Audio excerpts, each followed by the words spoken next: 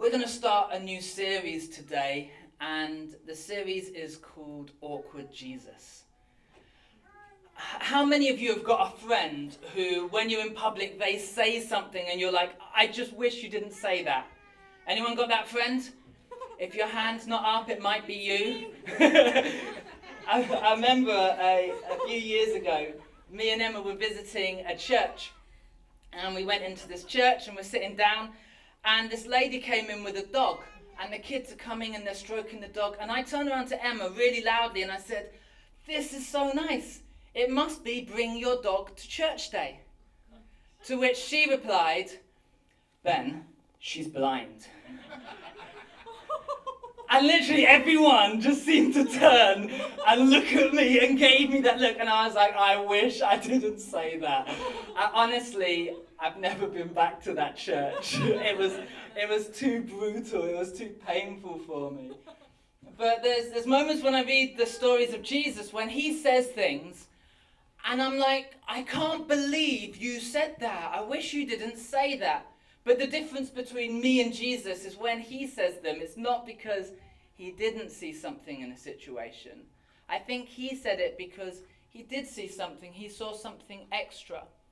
And I think that Jesus sometimes says these phrases, these words to people because he wants to shock us. He wants to provoke something in us. He wants to open our eyes, because we're the ones who are blind and we're the ones who don't see everything in the situation. And so my challenge for all of us through this series is not to just read these passages and skip over them and say, well, I don't really understand what he must be meaning here, so I'm just going to pretend he didn't say it. But I want to encourage us to allow him to speak those words to our faces, to challenge us in that way, to dig deeper into what he is saying. And I believe that if we do that we're going to find love, hope, truth, and freedom. So let me pray, and then I will reveal what it is that we're going to be talking about today. Lord God, we just pray that you will meet us here. We pray that you will open our eyes to what we haven't been seeing, that you will reveal something more. Where we've been walking blind, we want sight. Where we've been walking in denial, we want to be exposed to the truth. God, we haven't come here just to be comfortable. We've come here to be real. So provoke us, challenge us, and speak to us. And show us something of your truth, your love, your hope, that we might be more like you in the world today. Amen.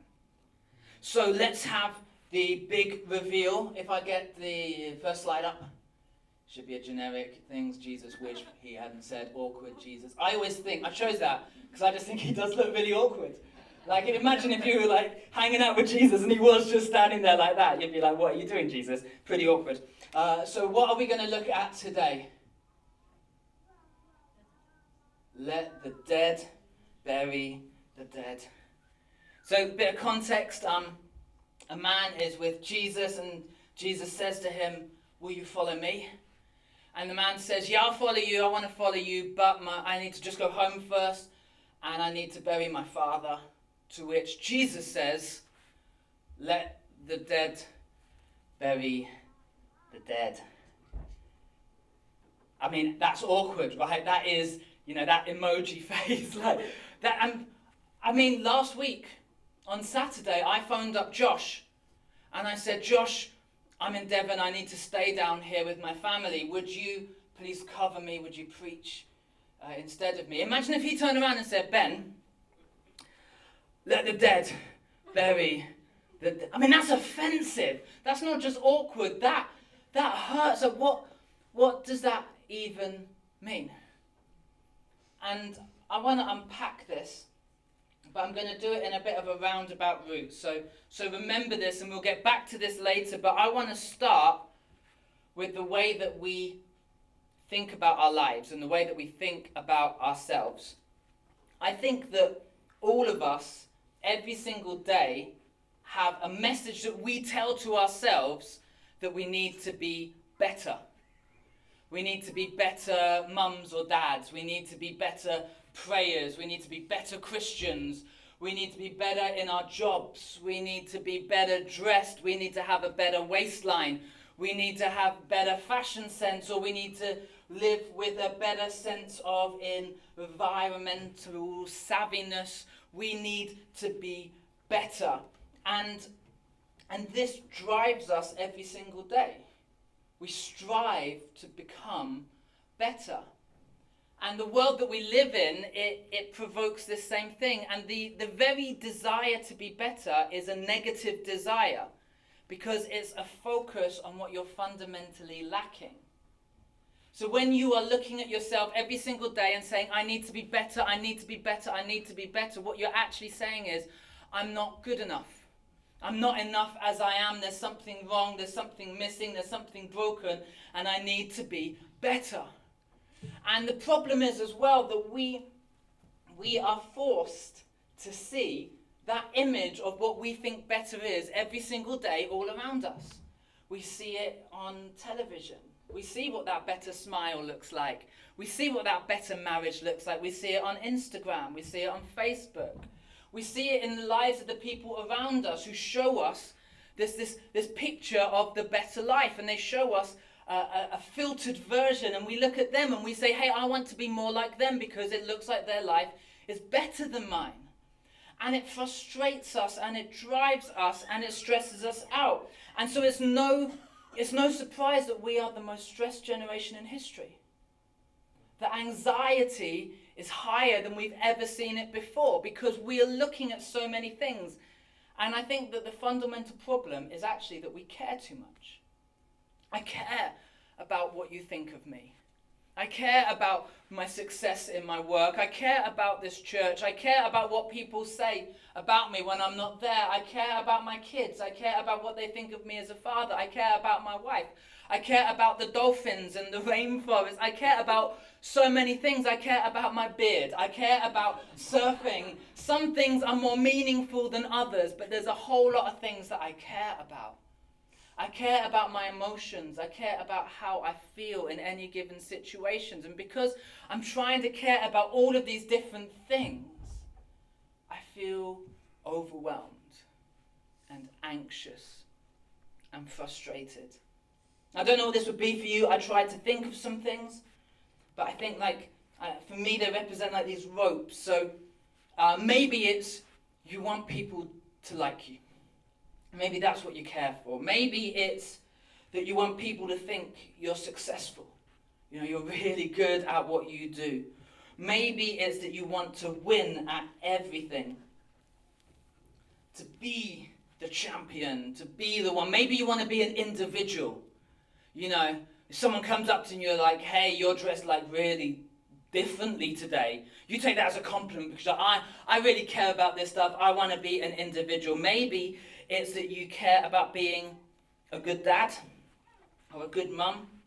You care about your family. Maybe it's that, like for me, you care about being a good pastor or a good leader, or you could care about your education.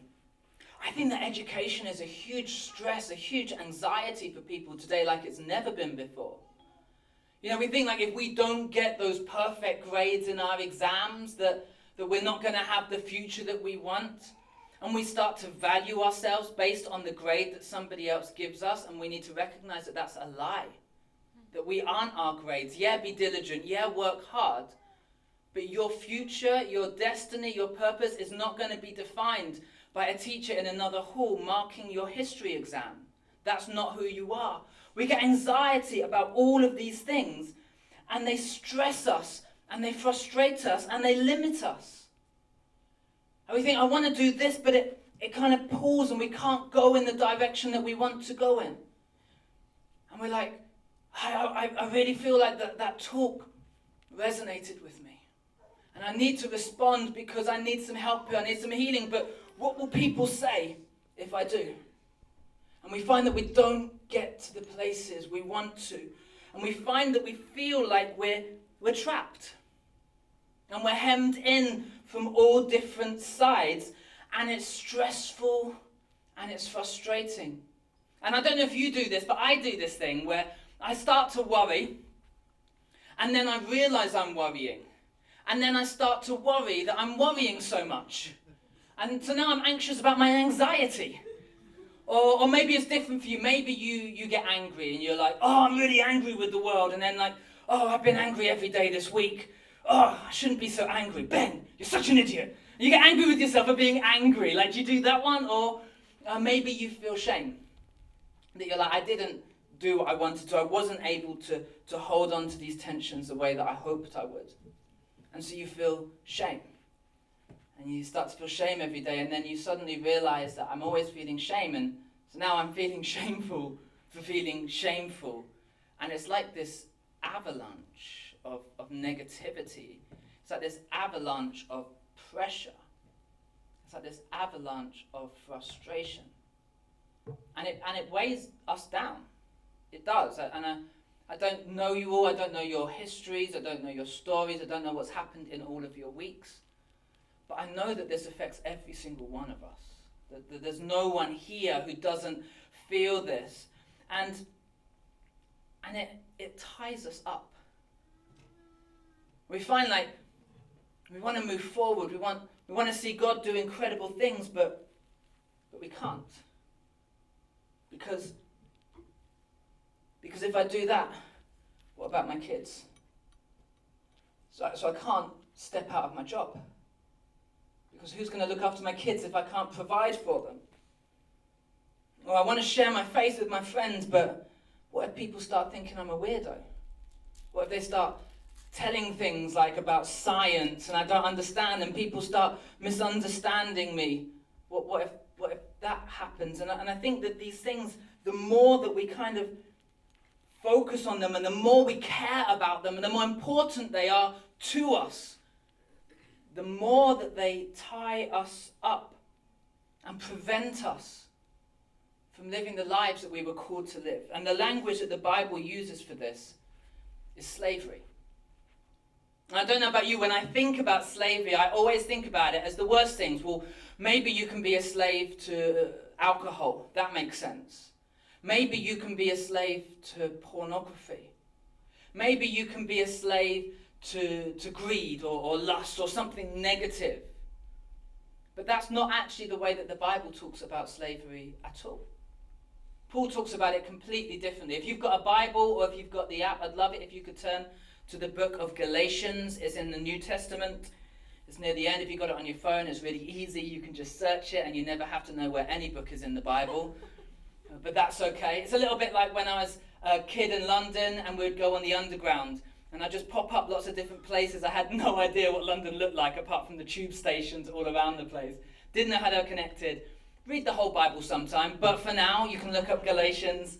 So Galatians is a letter written by a guy called Paul. He's the first Christian missionary. And we don't really know who it's written to. We don't know too much about the specifics. But what he's concerned about is actually mostly circumcision, which is an awkward thing to write a letter about, let's be honest.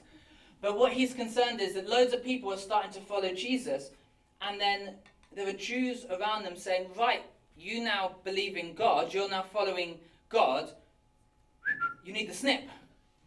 And some of the guys are, well, I mean, do I really? Is this absolutely necessary? Because, there's other religions available, and so this is what the conversation is. Do we need the snip? Do we need to follow all of these laws? And what Paul is saying to them is fascinating. And he uses this language of slavery to describe the law. And the thing that you need to recognize when he's talking about the law is he's not saying that the law is intrinsically evil.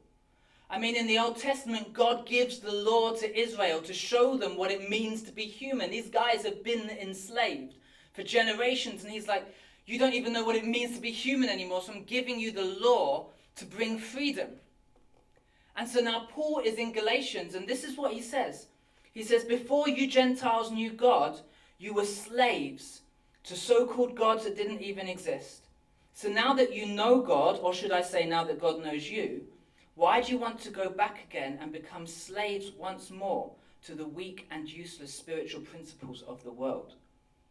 And the context of this is he's talking about the Jewish law. And I want to be really, really clear. The Jewish law was a good thing. It was a helpful thing.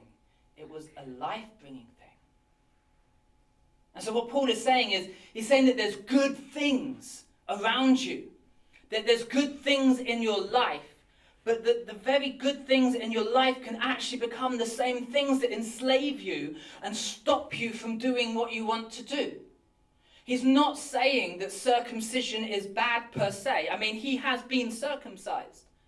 But what he's saying is when you start to make circumcision the prerequisite for your faith, then you've lifted it to a place that it was never supposed to get to. When you start making your family the central thing of your identity, as good as it is, you've made your family something that it was never supposed to be. When you start saying, you know what, God, if you don't give me a wife, if I never find that perfect partner, then you have made that thing something that it was never supposed to be. It's not that finding a wife is a bad thing. I've got a great wife. She's a fantastic part of my life. And if I say anything wrong about her in public, she'll kick me for hours. Because that's what wives do. For all you single people who are searching for wives, be aware. But what he's saying is that when you elevate something and you put it out of its natural place, you become a slave. You become a slave to it. You can become a slave to church. You can become a slave to Bible study. If you're always reading the Bible and you're never speaking to Jesus, you've elevated the Bible to a place it was never supposed to be. You can become a slave to veganism, and I'm very concerned about a lot of you right now, because I think that you are. But you can become a slave to veganism, where you've made veganism the thing which is going to save the world. It's not. Jesus is. You elevate something above where it's supposed to be, and you become a slave to it. That's the way that the Bible talks about this time and time again. And Paul says this often. He's like, can you please God and please people? And he says no. And I would say I beg to differ. Well, of course. I mean, when I crack a joke, I'm pleasing people and Jesus is laughing as well. I think I've achieved both. Of course you can please people and please God. But what he is really saying is you need to know what your guiding principles are. Otherwise, all of these pressures, your career, your ambition, your hopes, your dreams, your purpose, will take a place. What's supposed to liberate you will end up enslaving you and preventing you from what God has got for you. This brings me back to Jesus and to this phrase that he said to this man. He's speaking to a man, and this man is called to follow him. And then the first thing he says is, well, I will follow you, but not now, but not yet. But I've got this other rope, and this rope is a really important rope, and it's really crucial, and it's not. And I want to be real. Burying your dad is no small thing. And he's like, I can't let go of this rope. To which Jesus says, well, if you can't let go of the rope, you're never going to get where I want you to get. And what he's doing is he is condensing all of these thoughts and these emotions, all of these things that we do every single day without thinking about it. He's bringing it to this point where this man has to make a decision. He's focusing it to its zenith. And he's asking him, am I your one and only, or am I just another? Am I your center, or am I just something you've added to your life? When you said, I want to follow you, Jesus, did you actually say, I want you to come and be in my life? Or did you say, no, Jesus, I'm going to come. I'm going to be in yours. I'm going to follow you wherever you go. Your grace is sufficient, except when I'm feeling stressed and I need to buy some new stuff from Amazon. You know, I'll follow you wherever you go unless you tell me that I've got to go to Birmingham because I don't like Bromley. So what is it? What is it? And we say that we will follow him. We say that it's everything. And what we forget is what Paul was trying to say is that when you met Jesus, you recognized that all these things that you chased, that you looked for life in, were empty. They were restricting. You know, I think back to when I was 20 and I was like, do you know what? I'm going to live life to the max, and that means I'm going to get lots and lots of alcohol and lots of drugs, and I'm going to have a really good time. And I did that, and at the end I thought, so if that was supposed to make me happy, why do I feel so shamed?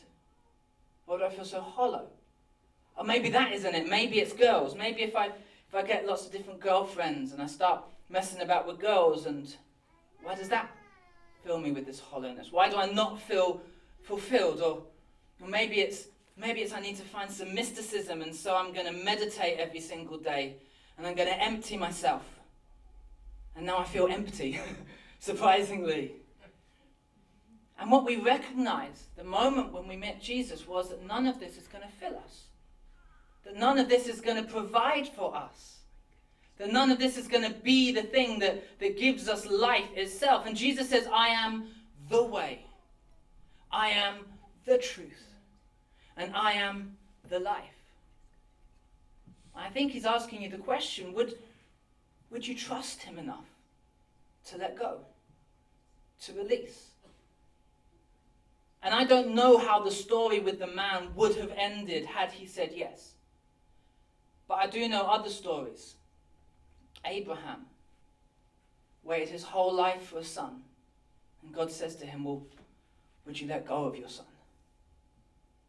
And Abraham said yes. And as a dad, I don't know. Maybe that's something that I'm holding too tightly onto. And then it says in Hebrews that Abraham said yes because he believed in a God who could even raise the dead. So even if this all goes wrong, I still believe that you're going to make it right because you are God. About Nehemiah, he's got a battle ahead of him. If I'm in a battle, I want as many soldiers as possible. God's like, could you let go? The thing that you think is going to save you, the thing that you've been building your career on, the thing that you think is going to win your battle, are you willing to just let that go? And have less, and have smaller, and have fewer. Joseph, who's given his dream that he's going to be the central figure, he's going to be this amazing leader, and God's like, no, you've got to go to prison. You need to become a slave. First, I'd be like, no, this is my dream, this is my future, this is my destiny. God, you've called me to be a leader. You've called me to lead a generation. God's like, no, can you let go of that? Because I can't use you while you're tying yourself up in all of this stuff. What is it that you're unwilling to let go of that's actually going to become the very thing that prevents God from being able to use you? I met with my brother on Friday. I had that call in the morning and they said, look, it's serious, come down, it might be the last time you get to chat to him. I was like, tears. Me and Emma just crying, like, how could this happen? He's 44. And I went to the Bible afterwards and I was like, I need some comfort, let's go to the Bible. So I opened my reading plan and I was at Philippians 1 and it says, to live is Christ, to die is gain. And I was like, I'm crying all over again. I was like, why am I? That's not what I wanted to read. I wanted to read about Lazarus. I don't know, I wanted to read something encouraging and exciting, not to die is gain when I'm about to go down to my brother. And I went down and I spoke to him and it was heavy and I was chatting with him and he said, you know what, I've got a lot of peace. He said, I'm not worried about this. I'm not scared. I'm not worried about my children. I'm not worried about what will happen to them. I'm not worried, he said, because I know that God has got this. God is in all of this. He says, if I die, then I get to meet Jesus, and that's amazing.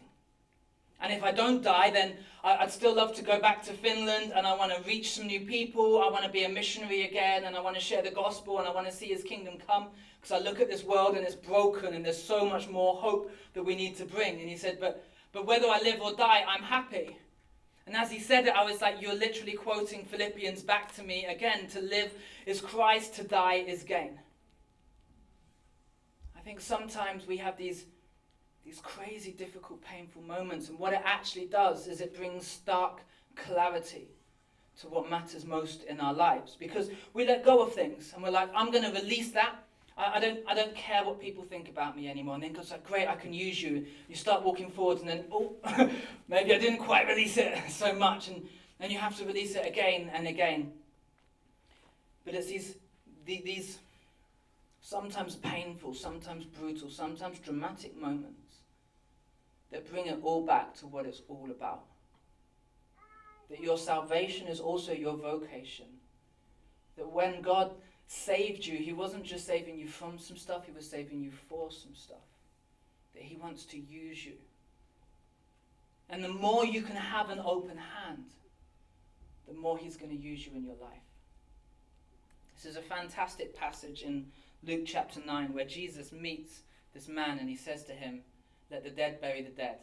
And this is part of a trip that actually the first person says, I want to follow you, and Jesus says it's going to be really uncomfortable, and the guy's like, well, okay, maybe not then. I mean, if I have to sell my house, do I still want to follow you? If I have to lose my car, do I still want to follow you? If I don't get to go on holiday in the Bahamas, do I still want to follow you? And the guy's like, I don't. I really do like my holidays, or whatever it was for him. And so he said no. And then the second guy says, I want to go back and I need to look after my dad. And then he doesn't follow him. And then there's a third, and he says, I've just got married. I want to go on honeymoon. You're calling me now, Jesus? It's a no. And all of those seem really stark and really difficult. But then, if you turn the page and you get to Luke chapter 10, this is what it says. It says, after this, the Lord appointed 72 others. These people could have been part of the 75. But because they weren't willing to let go, God just sent someone else. 72 others. And then the 72 go out. And they're there, they're casting out demons, they're healing the sick. They say, we saw Satan fall from the sky like lightning. And it was amazing. And I still think about the three who said, later, ask me again another day, Jesus, and I'll go then. Give me a bit more time. And Jesus is saying, the moment is now. I'm calling you today. Will you go?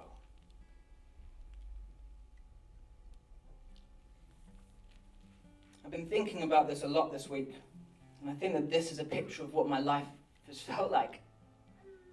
And for good reasons, good things. And I was like, how do I deal with this? How do I fix this? Because the answer surely can't be just throw it all away and walk away. I mean, I've got kids.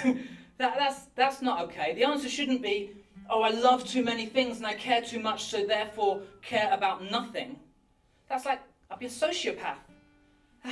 That can't be the solution. The answer isn't to walk away from it all. The answer is to recognize its place, to hold it lighter, to trust God for everything. To know that if God does call me over here and I have to let go of some stuff, that he's going to pick it up.